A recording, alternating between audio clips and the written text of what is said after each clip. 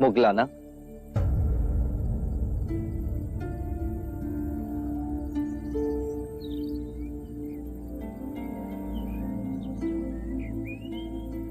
इस विषाद का कारण? कई रात्रियों से पूर्ण ध्यान में मेरे विचार मेरी माता की ओर चले जाते।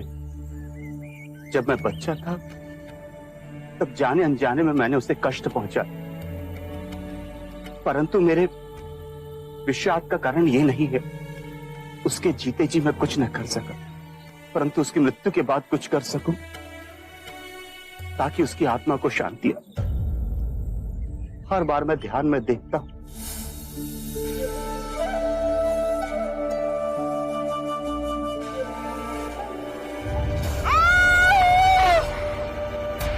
माते।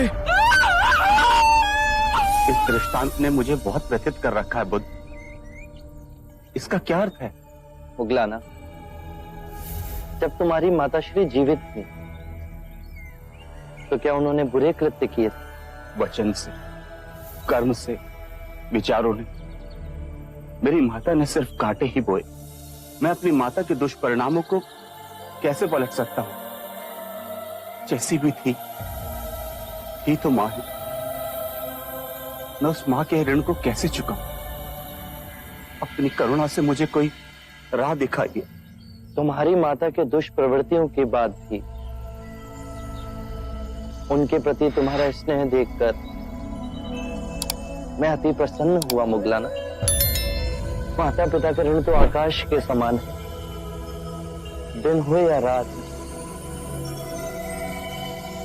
हर मनुष्य को उस ऋण का सदैव स्मरण होना चाहिए। माता पिता को सच्ची श्रद्धांजलि है कि अपने जीवन को आनंद और संस्कार से जियो, सत्कर्म करो और अपने पुण्यों को माता पिता को समर्पित कर दो। तुम्हारा जीवन तो ऐसा ही है मुगलाना। तुम सेवा, समर्पण, शांति का आदर्श जीवन जी रहे हो। यदि तुम अपने पुण्य को अपने माता पिता को समर्पित करोगे तो उनके पाप भी कम हो जाएंगे। धन्य हुआ मैं। पवर्ण दिवस पर तुम और संघ के सभी भिक्षु तुम्हारी माता के रूपांतरण के लिए प्रार्थना समर्पित करेंगे। गहन ध्यान और शुद्ध मन से की गई प्रार्थना में बहुत शक्ति है मुगलाना। वो तुम्हारी माता के सभी पापों को गला देगी, उन्हें धर्म की राह पर ले आएगी। हम एक मुक्ति समारोह करेंगे जहां संघ के सभी भिक्षु अपने माता पिता के रूपांतरण के लिए प्रार्थना करेंगे, चाहे वो जीवित हो या मृतक।